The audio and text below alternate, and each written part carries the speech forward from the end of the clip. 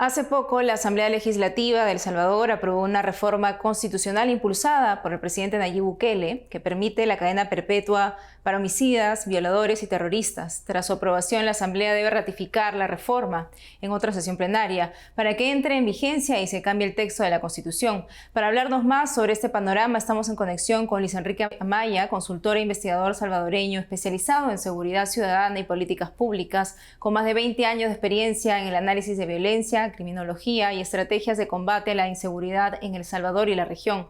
Luis Enrique Amaya, bienvenido a EWTN Noticias. Coméntenos, señora Amaya, ¿qué piensa sobre la cadena perpetua en El Salvador como una estrategia contra el crimen? Bueno, uno puede hacer varias lecturas de esta medida que se ha adelantado. Primero, pienso que hay que decir que está siendo usual en la Asamblea Legislativa, pues en el Congreso salvadoreño, que muchas decisiones se están tomando bajo la modalidad de dispensa de trámite, lo que significa que básicamente no se está discutiendo con suficiente amplitud este tipo de reformas.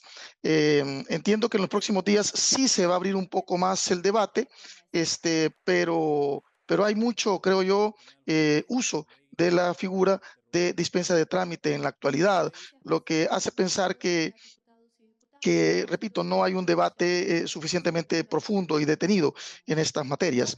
La primera lectura que hace un cierto grupo dentro del país, algunos actores dentro del país, diría o sostendría que esta medida básicamente es una confirmación de la apuesta que hace el gobierno de El Salvador por las políticas de mano dura o de aplicación de la ley. Una segunda lectura haría pensar que esta medida lo que está buscando es distraer un poco la atención sobre lo que ha sucedido recientemente, que es la publicación de varios informes, entre 6 y 7 informes que se han publicado sobre El Salvador en escenarios internacionales que denotan que hay un debilitamiento de la institucionalidad democrática en el país y en general un deterioro de la democracia en El Salvador. Y por tanto, esta medida de impulsar la cadena perpetua sería una estrategia para distraer la atención sobre estos informes que ponen la lupa sobre la situación de institucionalidad democrática y respeto a los derechos humanos en el país.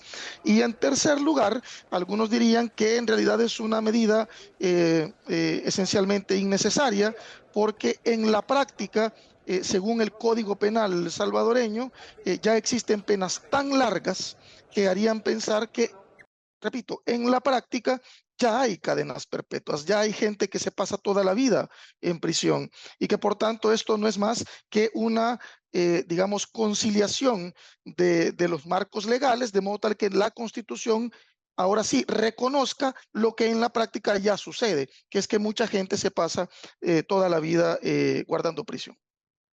¿Y qué garantías hay en el sistema judicial salvadoreño para que, dado el caso, la aplicación de esa sentencia máxima sea otorgada de manera justa?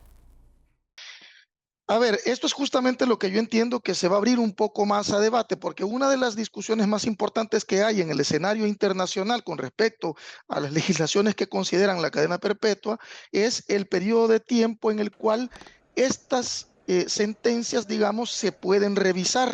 En algunas legislaciones se pueden revisar a los 25 años, en otras a los 30 años, dependiendo de cómo se plantee, ¿no? En el debate nacional actualmente, la revisión para jóvenes podría ocurrir a los 25 años, es decir, para menores de edad, porque se está pensando que su aplicación inicia a los 12 años de edad, muy jóvenes, ¿verdad? Y que para adultos la revisión pueda ocurrir a los 30 años de emitida la sentencia. Con lo cual, una de las preguntas que nos hacemos es justamente cómo se va a garantizar que esta revisión ocurra y ocurra justamente, oportunamente y no de manera tardía.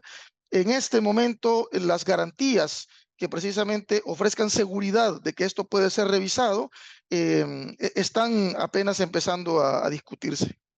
Señora May, sobre el estado de excepción en El Salvador, lleva ya 4 años y el gobierno dice que se va a prolongar hasta que los salvadoreños pidan que se levante.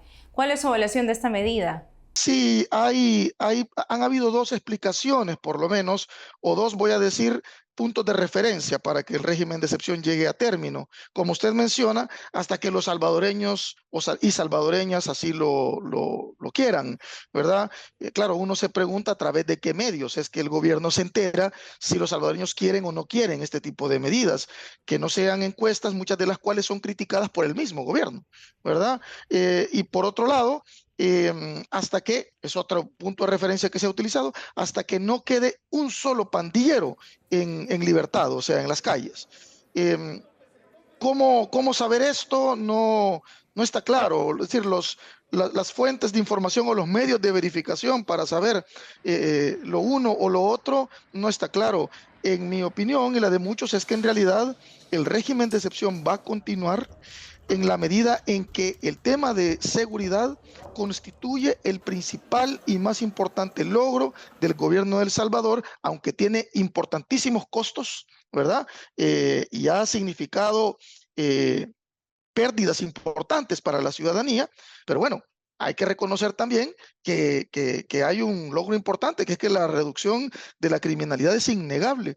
Yo pienso que, una vez más, que hay logros que hay que reconocer, pero también hay costos que hay que admitir y que hay que balancear y que este tipo de informes, estos últimos informes, permiten dimensionar cada vez más y mejor esos costos que ha tenido el modelo de seguridad o la estrategia de seguridad que ha impulsado en El Salvador. Señor Luis Enrique Amaya, muchísimas gracias por su análisis. Encantado, una vez más, y considérenme a sus órdenes.